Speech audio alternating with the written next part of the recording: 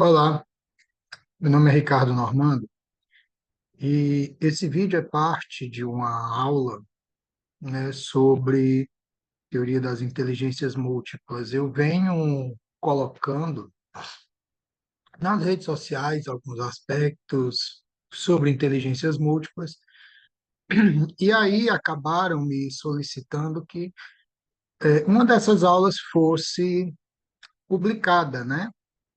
E aí o que que acontece, né? Eu resolvi publicar uma dessas aulas porque assim, nós temos uma discussão um pouco mais ampla sobre teoria das inteligências múltiplas que estão relacionadas a aplicações computacionais, né? Utilizando essa teoria. Então, assim, né, e aí com base um pouco do que eu estudei, um pouco do que eu vejo sobre essa teoria, penso eu que ela consiga ser o molde, né, para uma educação no futuro muito próximo. E aí a questão dessa teoria ser o molde para um futuro próximo está ligado ao conceito, né, de inteligência que o Gardner, né, o autor da teoria, tem, tá? Que o Gardner ele trata a inteligência não de um ponto de vista determinístico, mas como algo que pode ser desenvolvido. Então, aquela história de que se você não aprendeu, você não aprende mais, se você não nasceu com o dom, né? Não é possível você aprender, e a coisa não é bem assim. Então, o que que o Gardner coloca, né? Ele coloca em termos de habilidade de resolver problemas, né? De criar produtos e relaciona isso com um ambiente ou mais ambientes culturais. O que foge, né? Em certa medida, de uma definição mais determinística de inteligência.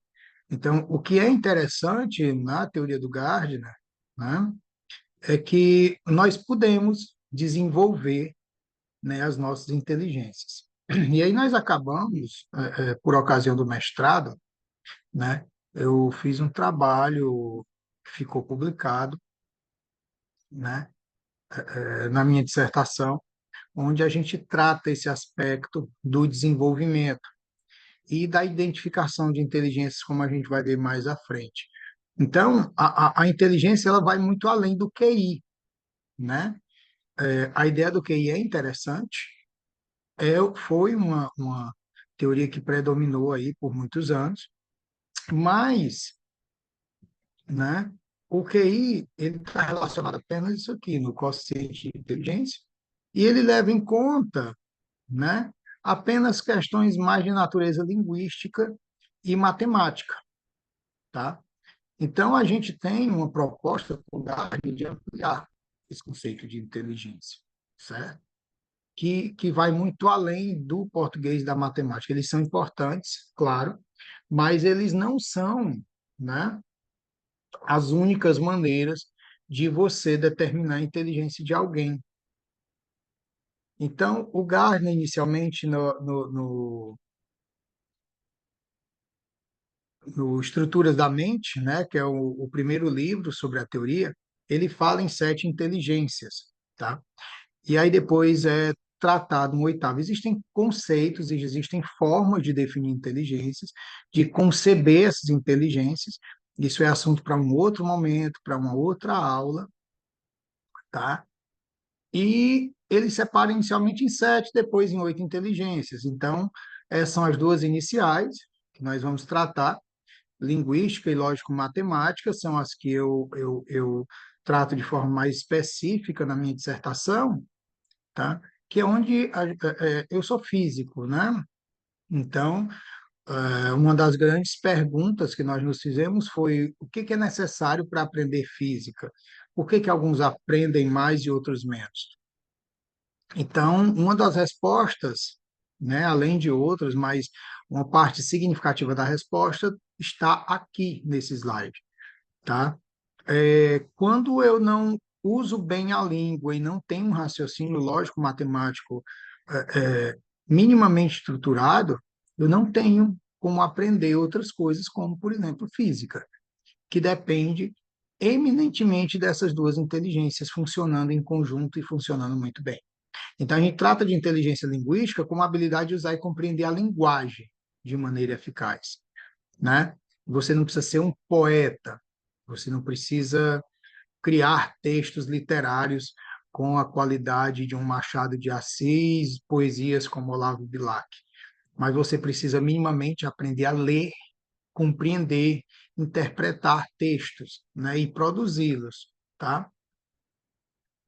E aí nós temos limites, né, de utilização dessas inteligências. E raciocínio lógico-matemático é analisar as coisas de forma analítica e relacional.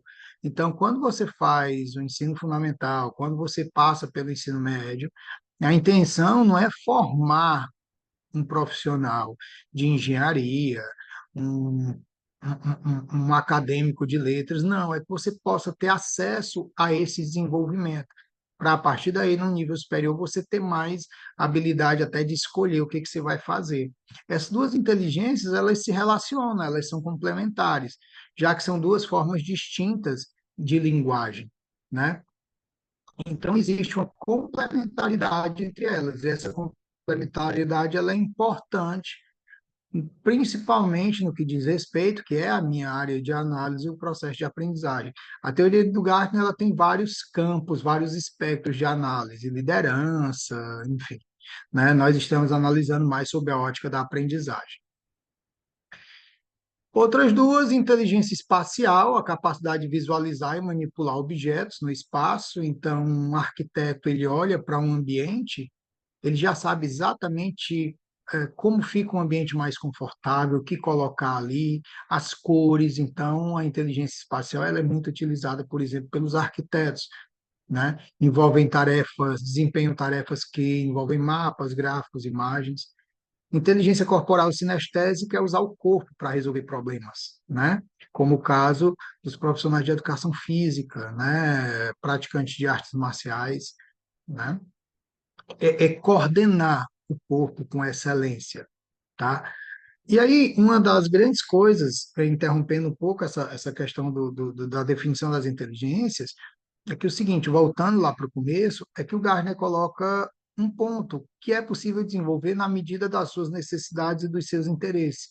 Então, por exemplo, partindo especificamente para a inteligência corporal sinestésica, você não sabe jogar futebol, como é o meu caso, né? Você pode desenvolver essa habilidade? Posso. Qual é o seu interesse? Se o seu interesse é apenas participar com os colegas de forma mais efetiva da partida de futebol do domingo, né? O seu interesse é um. Se você pretende entrar para um time de futebol, o seu interesse é outro. Então, é possível você aprender na medida das suas necessidades. Inteligência musical, né, é a habilidade de apreciar, compor, interpretar música. Essa foi uma das inteligências mais analisadas por Gardner, porque ele era músico, dentre outras coisas, tá? E a naturalista foi a última que entrou no rol das inteligências do Gardner, que é a capacidade de reconhecer e categorizar elementos da natureza, como, por exemplo, o pessoal do Greenpeace, né? Que tratam diretamente com a natureza, com seus impactos no mundo dos seres humanos, né? E como é que os seres interferem na natureza. Então, quando a gente fala em termos da relação entre essas duas inteligências, a gente tem um sistema de conexão, elas se conectam entre o sensível, e aqui tem dois termos interessantes, o sensível e o racional, tá? Então, a pessoa ser só sensível, só racional, isso é um problema, né? Os extremos, eles são problemas, tá? Então, principalmente no processo de aprendizagem, eu preciso de racionalidade, mas eu preciso também de sensibilidade para compreender certos conteúdos, né? Compreender a si mesmo, como é o caso da inteligência intrapessoal, e compreender os outros. Então, quando eu entendo quem eu sou, quais são os meus limites, quais são os meus medos, e uso isso para melhorar-me, né? Isso pode fazer com que eu alcance um grau de excelência maior. E quando eu entendo como é que a minha interação com as pessoas, os interesses dela, como é que isso funciona, tá? Então, a minha compreensão entre o individual e o social, em geral, ela precisa estar equilibrada. Então, nós temos aqui uma questão de complementaridade. Principalmente em dias de hoje, em sociedades em rede, né? Não se aprende sozinho, tá? Se você quer ampliar o seu leque de aprendizado, você utiliza materiais, discussões, fóruns com outras pessoas, né? Seja realmente ou seja virtualmente, tá? Você utiliza essa aprendizagem com outras pessoas. Então é importante complementar isso aí. Ninguém vive sozinho, principalmente nos dias de hoje, né? Você sempre está em rede, o que é uma discussão crítica, porque assim, o que é estar acompanhado? Estar em rede é efetivamente estar acompanhado? Isso é uma outra discussão bem ampla, né? Porque embora em rede, às vezes as pessoas se sentem isoladas, mas isso é uma outra questão, tá? E aí o Gardner vai falar em potencialidades individuais, né? A inteligência não é um atributo fixo. É aqui que eu mencionei anteriormente. A gente sai da questão determinística, né, utilizando um termo chulo, mas que foi chavão por muito tempo. A fulano de tal é burro, nasceu burro, vai morrer burro. Isso já não existe. A teoria do Gardner traz esse alento, né, de que as pessoas podem, olha, eu não compreendo um determinado conceito hoje, eu não sei fazer isso hoje, então eu posso aprender. Em momento algum é colocado que isso é fácil, né? É colocado que isso é algo simples. Você tem que dedicar algum esforço à sua aprendizagem, tá? Mas isso aí a gente vê quando a gente começa a explorar é, é, dedicadamente cada inteligência. E aí a gente vai fazer isso no momento futuro, tá? Destas aulas. Então, a inteligência, assim como tudo que acontece na atualidade, é um atributo dinâmico. É um conjunto dinâmico de potencialidades que se desenvolvem de acordo com fatores biológicos, culturais e experienciais de cada pessoa. Então, por exemplo, eu não aprendo matemática na mesma velocidade que o meu amigo aprende matemática. Ele pode ser mais rápido do que eu. Por que que ele é mais rápido do que eu? Tem a questão genética? Sim, pode ter a questão genética, tá? Pode ter uma questão cultural, né? Ele de repente viveu em um meio onde esse conhecimento ele era mais valorizado do que o meu em que eu vivi, né? De repente os pais dele eram matemáticos e o ajudaram nesse processo, o estimularam desde a infância. Então tem uma série de questões que interferem nisso. Por exemplo, os pais podem ser matemáticos e interferirem, né? E influenciarem a criança. Mas essa influência é positiva ou negativa? Que tipo de resultados ela gerou? Então, os dois, de repente, vamos colocar numa situação limite, os dois, de repente, têm pais matemáticos que os influenciaram. Mas, de um lado, eu tive influências positivas, do outro lado, influências que não foram experiências tão positivas para a criança. Então, tem muitas questões que permeiam o processo de aprendizagem. Por isso que se fala em uma questão dinâmica. E aí, o que que a gente faz, né? Como é que isso serve ao propósito educacional, tá? Aí aqui eu gosto sempre de fazer um alerta quando eu falo, principalmente para professores.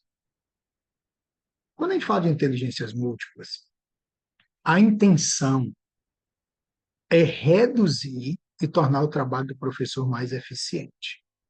Não é, de forma nenhuma, aumentar por aumentar a sua carga de trabalho, tá? A teoria ela vem nesse sentido. O Gardner ele aborda um ponto que é o seguinte: um grande aliado da teoria das inteligências múltiplas é a computação, e é nesse sentido que nós estamos, nos últimos anos, pesquisando como é que a computação ela pode ajudar neste processo. Tá? Principalmente hoje com sistemas inteligentes, essa barreira que nós temos ela está ficando cada vez menor, e o nosso trabalho é romper essa barreira. Porque, por exemplo, você tem salas com 40, 50. Como é que você vai identificar os pontos fortes e fracos de cada aluno manualmente? Como é que você vai estabelecer avaliações individuais, levando em conta as inteligências predominantes? E como é que você vai estimular planos para estimular diferentes inteligências? Sim, em sala, esse aspecto é bem dinâmico. Então, aí nós estamos, né, nos últimos anos, estudando como é que a computação vai ajudar neste processo e estamos chegando a conclusões interessantes. De repente, em breve, a gente tem aí algumas, algumas publicações nesse sentido para levar para a comunidade escolar, né, como é que a computação ajuda neste processo. Então, eu preciso identificar o desenvolvimento das múltiplas inteligências nos alunos. Isso é fundamental para que eu aplique uma educação personalizada. Tá? Essa discussão da educação personalizada ela está dentro de um contexto maior, que é a customização em massa, que é advento da indústria 4.0, da quarta revolução industrial. Tá? Como é que eu torno a educação um processo mais individualizado, apesar de ser um processo em massa, certo? E aí o processo todo começa aqui, conhecer cada um. Manualmente, para o professor, isso é viável? Não, não é. Eu tenho essa ciência. É por isso que nós estamos verificando como é que ferramentas computacionais podem ajudar neste processo, tá? E a partir daí implementar práticas pedagógicas diversificadas, certo? Como é que isso vai acontecer? Nós temos hoje algumas indicações que nós vamos discutir em momentos futuros, né? Na dissertação, que está no momento em que essa aula está acontecendo, nós estamos desenvolvendo um livro que vai para o mercado, né, em breve, justamente começando a discutir esse assunto de uma forma bem simplificada, né? Tudo indica que ele é o primeiro trabalho que nós vamos fazer sobre essa aplicação computacional utilizando inteligências múltiplas. Mas qual é o grande papel? Estimular diferentes habilidades. As pessoas são diferentes e precisam ser estimuladas de formas diferentes. E aí eu tenho implicações educacionais, né? Reconhecer a diversidade, tá? Focar num potencial único, cada indivíduo é único.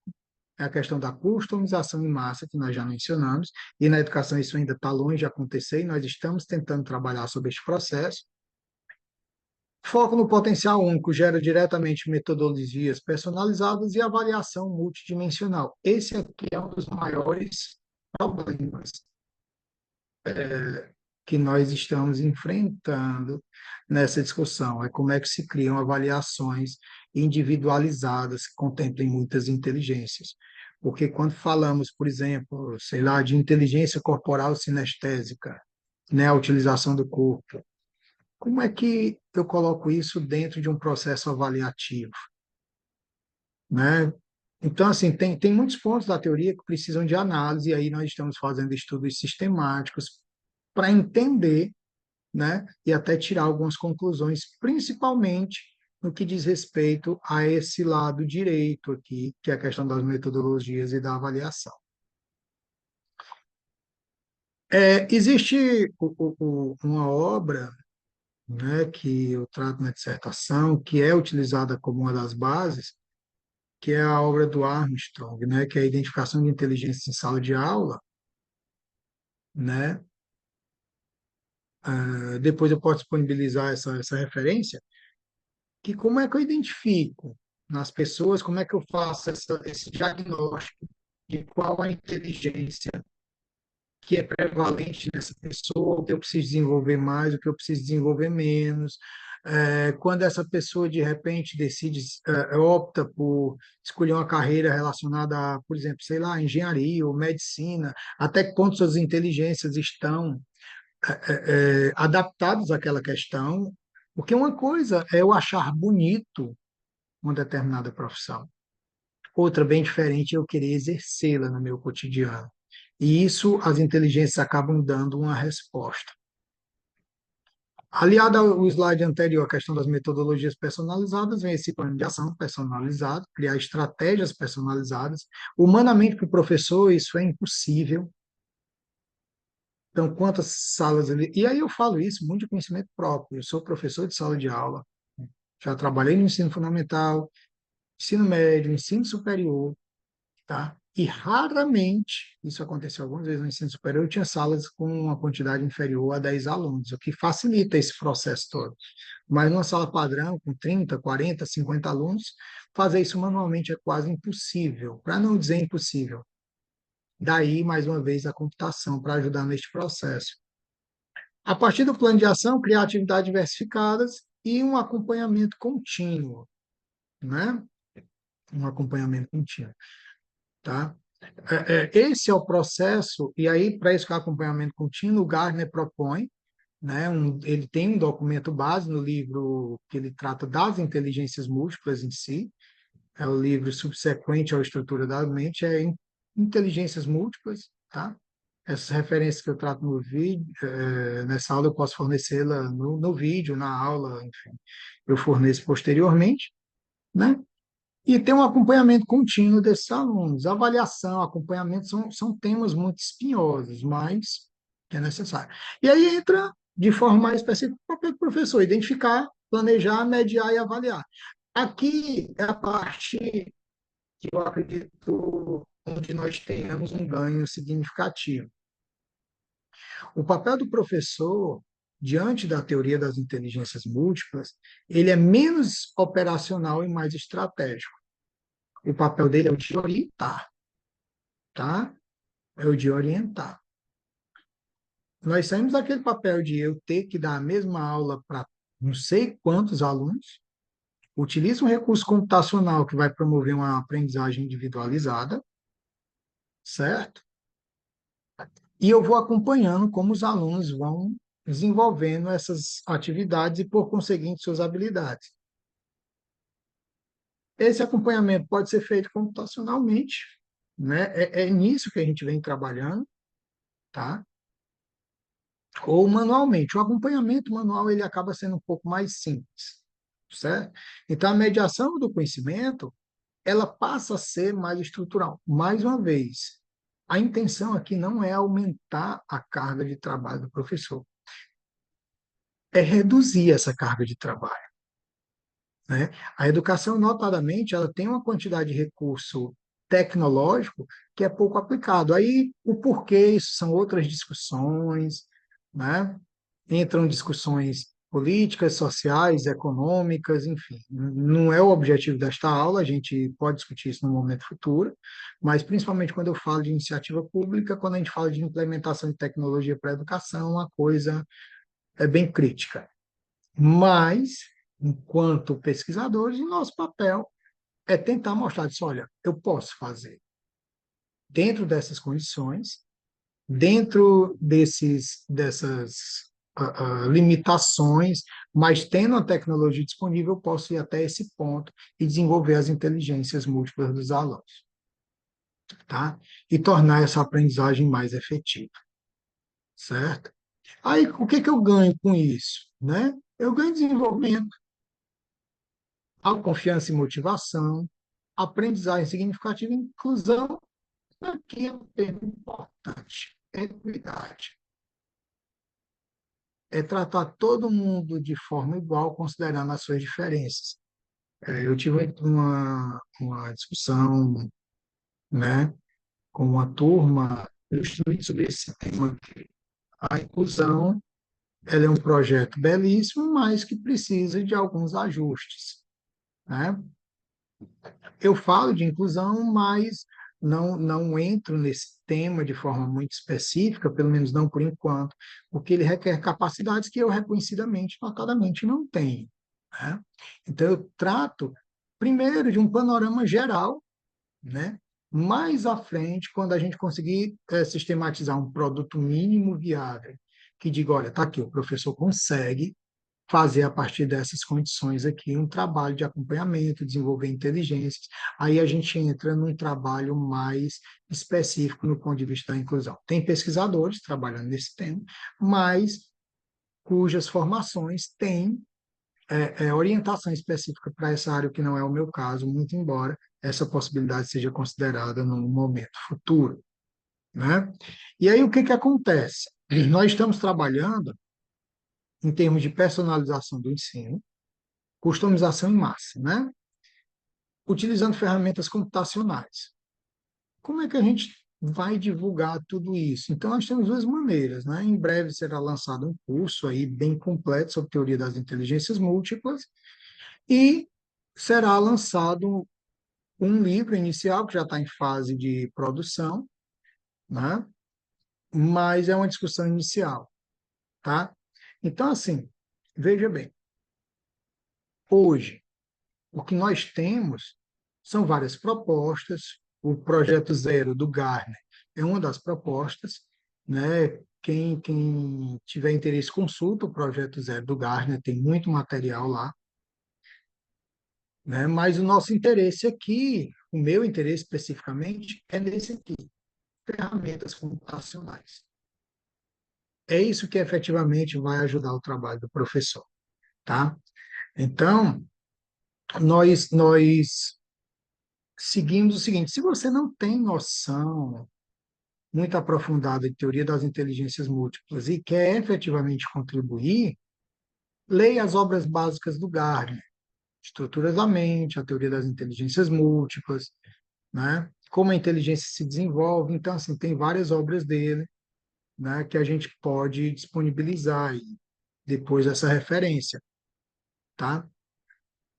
E comece a tentar levar isso para dentro da sua sala de aula, com iniciativas pequenas, tá? Não adianta querer fazer grandes testes, porque grandes testes, pelo menos até onde nós estamos vendo, ele vai gerar estresse para o professor, porque vai dar trabalho. Você colocar o itinerário, né, das inteligências, tá? E tentar classificar cada aluno. Não, não, classificar não é o termo adequado. Você tentar identificar em cada aluno suas inteligências vai dar muito trabalho. Eu sei desse trabalho porque eu fiz isso no mestrado, tá? Eu fiz esse trabalho quase que manual, certo? Só que agora nós estamos partindo para um outro ponto. Essa parte da identificação ela já está razoavelmente consolidada computacionalmente, né? Precisamos de testes ainda, mas ela está razoavelmente consolidada, tá bom? Mas em termos de aplicações mais sérias, a gente ainda tem muito que andar. Então, se você tem ideias, você quer discutir esse tema, entre em contato comigo, entre em contato com seus colegas, vamos trocar ideias sobre esse tema, né, para ver onde a gente consegue chegar.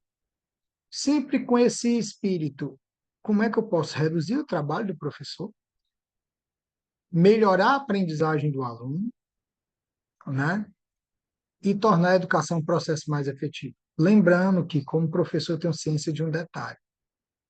Existem alunos, né, eu vou colocar de um termo mais, em termos mais eufêmicos, existem alunos cuja capacidade de convencimento para aprender, né, eu teria que ter muito mais trabalho. Então, os alunos, eles têm seu interesse despertado de formas diferentes. Então, às vezes, não é tão fácil despertar o interesse de um determinado aluno, independentemente das técnicas que você use, né? Mas, inicialmente, nós não estamos buscando totalidade, nós estamos buscando a qualidade do processo e a viabilidade. Ele funcionou? Pronto, aí a gente começa a pensar em outros aspectos, né? Então, inicialmente, a gente vai parando essa aula por aqui. Em breve, a gente vai trazer outras discussões. Como eu disse, esse vídeo é parte de uma aula, esse vídeo que você está assistindo agora pelo YouTube ou alguma outra ferramenta, ele é parte de uma aula que está sendo ministrada nesse momento. E aí, por uma solicitação do grupo, né, eu fiz um recorte para poder fazer uma publicação maior, até para que nós tenhamos outras pessoas vendo esse vídeo, né, e entrem em contato mesmo e digam, olha, estamos querendo discutir, nós estamos aqui discutindo essas teorias, né, e vendo o que nós podemos fazer. Então, se você tem ideias interessantes, entre em contato, vamos discutir, vamos trocar ideias, o nosso grupo aqui ele vai agradecer, né? E de repente você nos ajude a construir um produto viável, ou nós ajudemos você com algumas dicas ou sugestões de como aplicar teoria de inteligências múltiplas na sua sala de aula, tá? Então eu vou encerrando esse vídeo por aqui, porque eu tenho outras atividades para fazer com a turma neste momento. Até um próximo vídeo, que atendendo ao pedido deles, nós vamos fazer depois outros vídeos voltados para esse assunto, ok? Até a próxima.